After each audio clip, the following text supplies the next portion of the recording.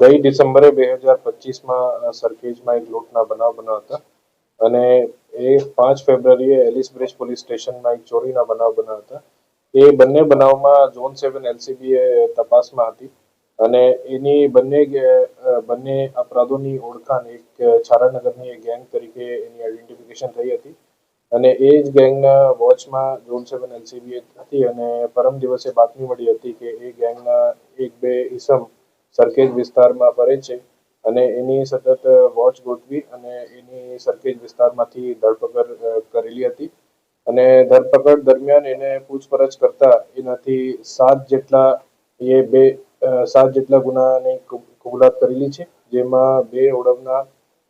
ઈજા કરીને બળજબરીથી કઢાવવા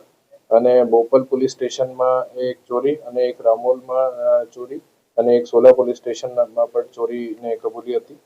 અને એની અંગઝડતી દરમિયાન ટોટલ 8 લાખ જેટલા કેશ અને 2 ચોરસા ચાંદીના જેની કિંમત 2.5 લાખ રૂપિયા છે અને એ ચોરી અને લૂંટના સામાન જેને કે એલન કી અને હીરાકડી જેવું ટૂલ્સ એ પણ મળેલા છે. એ ગેંગ ઘણા ટાઈમથી અમદાવાદમાં સક્રિય છે અને એની એમઓ એવી છે કે એ 4-5 માણસની ગેંગ છે અને એ આપણા આંગળિયા પેઢિયા જે છે જ્યાં રેકી કરે છે અને ટાર્ગેટ આઈડેન્ટિફાઈ કરીને એના પાછળ ફરે છે અને એક કે બે ઇસમ એમાંથી ગેંગમાંથી એક જે ટાર્ગેટ છે એના ડિસ્ટ્રેક્ટ કરે છે અને બીજા ગાડી હોય તો ગાડીના કાચ તોડીને અથવા કોઈ ટુ વ્હીલર હોય તો ટુ વ્હીલરથી જો માણસ છે એનાથી ઝઘડા કરીને એ જો સામાન છે એ ચોરી કરવાની કામગીરી કરતી હતી. જો આરોપી આપણે ગિરફ્તમાં છે એમાં એક છે પ્રતીક પાંડવેકર. એની ઉંમર 28 છે અને એ ધોરણ 3 સુધી ભણેલા છે અને સરદારનગરના રહેવાસી છે અને બીજા જો આરોપી છે એના નામ છે સંકુલ ભોગેકર. એ 32 વર્ષની ઉંમરના છે, એ પણ સરદારનગરના છે અને એમાં 4 આરોપી જો છે એની ધરપકડ અત્યારે કરવાની બાકી છે. એ આરોપીનું નામ છે અજય ઉર્ફ અજ્જુ ગાગડેકર અને આરોપી વિશાલ ઉર્ફ તનવાણી અને આરોપી રોજનીશ ગુમાને અને આરોપી સની પમલસર. એની ધરપકડ અત્યારે બાકી છે. એના ઘણા બધા ગુનાહિત ઇતિહાસ છે. જો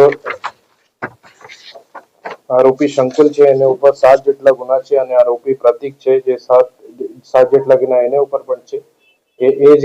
એમોથી ઘણી બધી જગ્યા ચોરી કરેલા છે અને જો બીજા આરોપી પકડવાનો બાકી છે એની ઉપર પણ ચોરી અને પ્રોહિબિશન એટલા અત્યારે ગુના એની ઉપર દાખલ છે.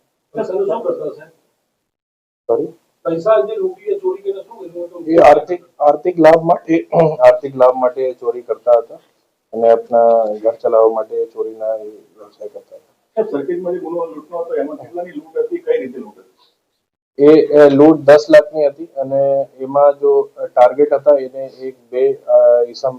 એ ડિસ્ટ્રેક્ટ કરીને અને એ જો રાસ્તા જતા હતા એને અનલોફુલી એના રાસ્તા રોકીને અને બીજા જો માણસ હતા એ